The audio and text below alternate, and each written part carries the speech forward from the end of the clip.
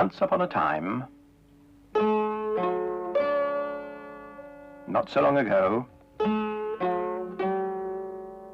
there was a little girl, and her name was Emily.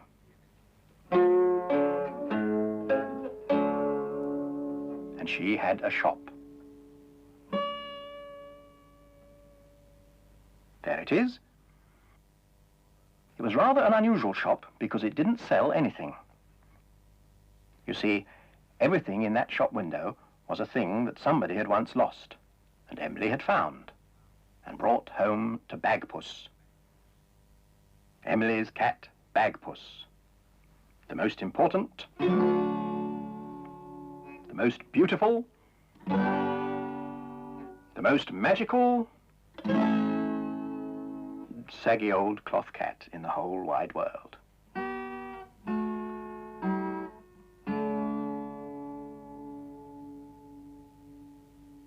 Well now, one day Emily found a thing.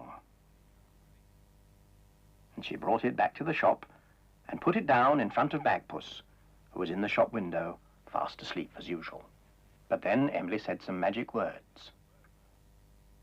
Bagpuss, dear Bagpuss, old fat furry cat puss, wake up and look at this thing that I bring. Wake up, be bright, be golden and light. Bagpuss, oh hear what I sing.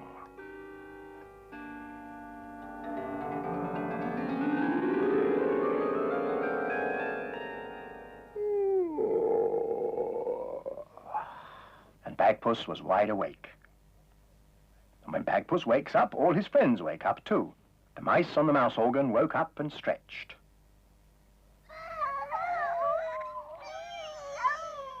Madeleine, the ragdoll. Gabriel, the toad. Oh, look, look. And last of all, Professor Yaffle, who was a very distinguished old woodpecker. He climbed down off his bookend and went to see what it was that Emily had brought.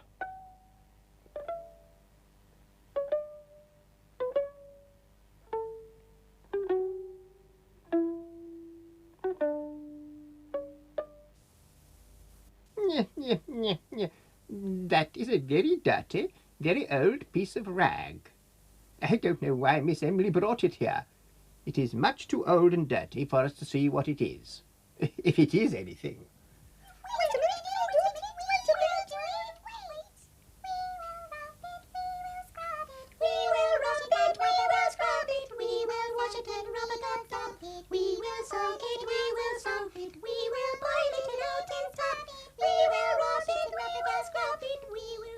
Stop! Stop at once! Stop! We will wash it. You will do no such thing. That is a very delicate piece of fabric. If you go bashing and scrubbing at it, you'll spoil it forever. You must treat it gently, lovingly and very politely.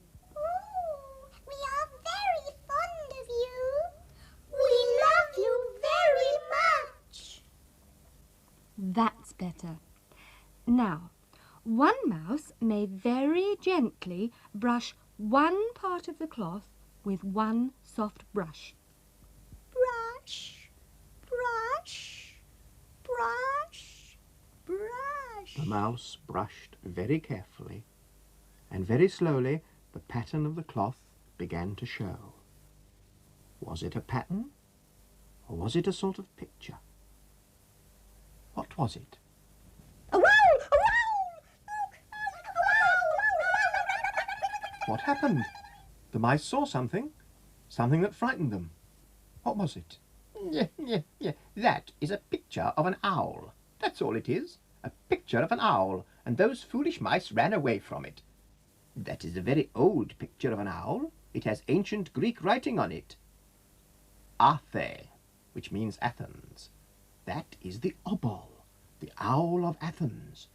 There, you ignorant mice! If you remember that, you will really know something. The owls of Athens. Yes, they were kings among birds and famous for their beautiful singing. No, stuff and nonsense. Owls don't sing. They make a sort of hooting noise, you know, to-it, to-oo, or words to that effect. Maybe you're right.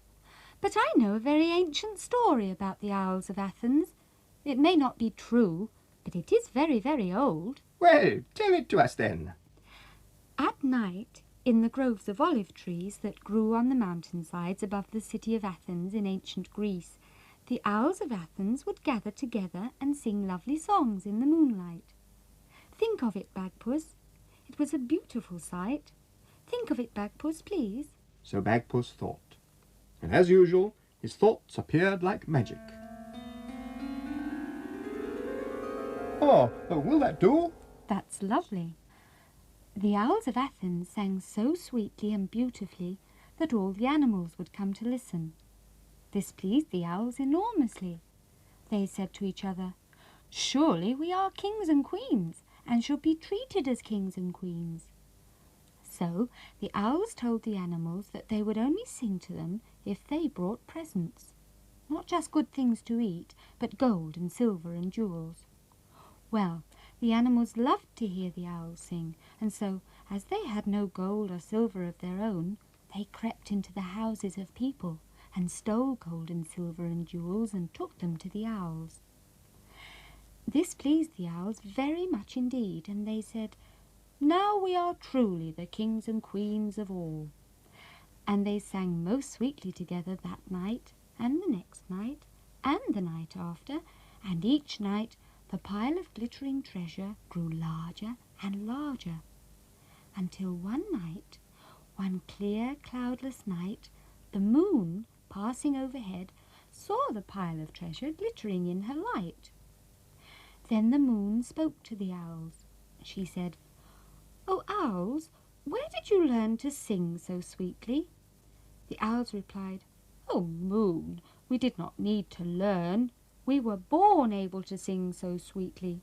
Are we not kings and queens among birds?"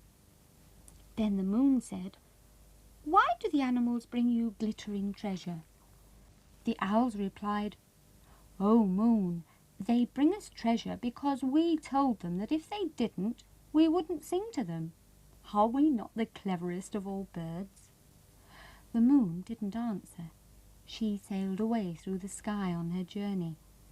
But as she went, she spoke one word of magic. At once there came into the world a number of small, brown, ordinary-looking birds.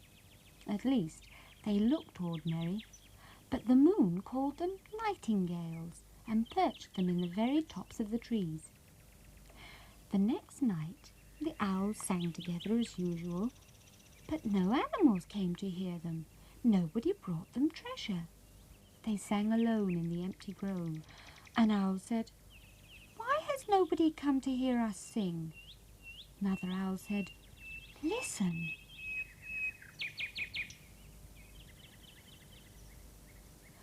All around them, in the tops of the trees, the nightingales were singing.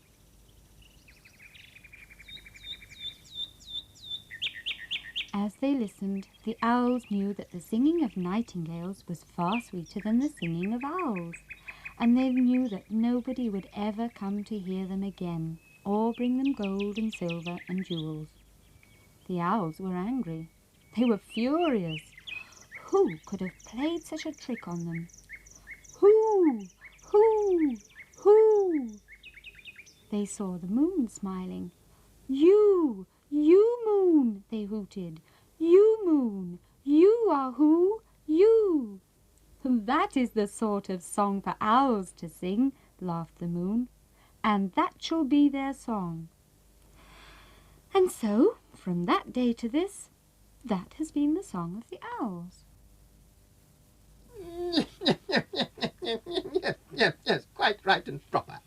Those owls were proud and mean. I think it was a sad story. Poor owls. Look at this, everybody. You can see all the story in the pattern. I wonder what it is. I know what that is. That is a cushion cover. It was the cover of a cushion for a king. The cover of a cushion for a king?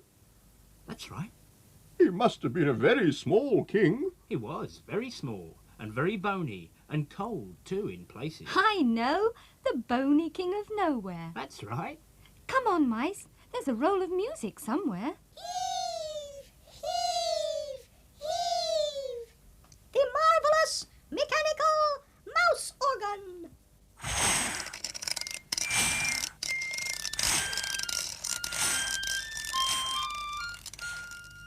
The bony king of nowhere, he sat upon his throne. He didn't much like sitting there because his throne was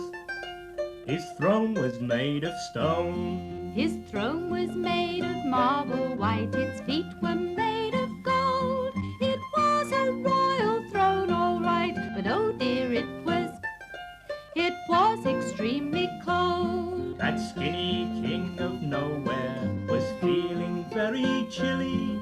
He said to go on sitting there was really very, and also very chilly. He jumped up on the tea table and said, please will you find a seat that's soft and suitable to warm a king's bed? Just see what you can find. They fetched him up a hammock, but they couldn't keep it still. They put him on a rocking horse, the rocking made him very ill. They sat him on the wool sack, but that rubbed up his knees. They rolled him on a feather bed, but that just it simply made him sneeze. Thank you, that'll do.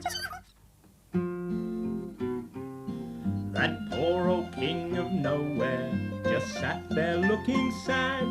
He said, if you could help me, I'd be very, very particularly glad. Two mice came up from somewhere behind their royal chum. They said, dear king, here is a thing to warm the royal and stop you feeling numb. The thing, it was a cushion bright of silk and gold brocade, so square and soft and small and light and very neatly of silk and gold brocade. Now the happy king of nowhere is smiling on his throne. His smile is rosy, his seat is cozy, although his throne is stone, The mice have made it nice, so nice, he is a happy king.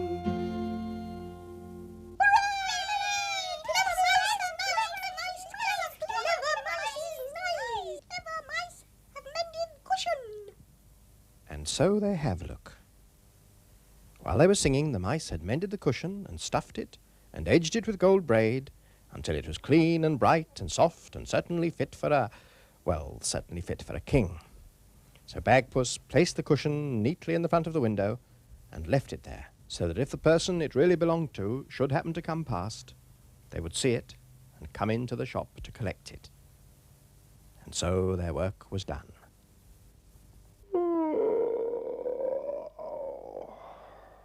Bagpuss gave a big yawn and settled down to sleep.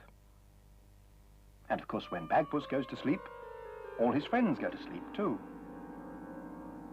The mice were ornaments on the mouse organ. Gabriel and Madeleine were just dolls. And Professor Yaffle was a carved wooden bookend in the shape of a woodpecker. Even Bagpuss himself, once he was asleep, was just an old, saggy cloth cat. Baggy and a bit loose at the seams. But Emily loved him.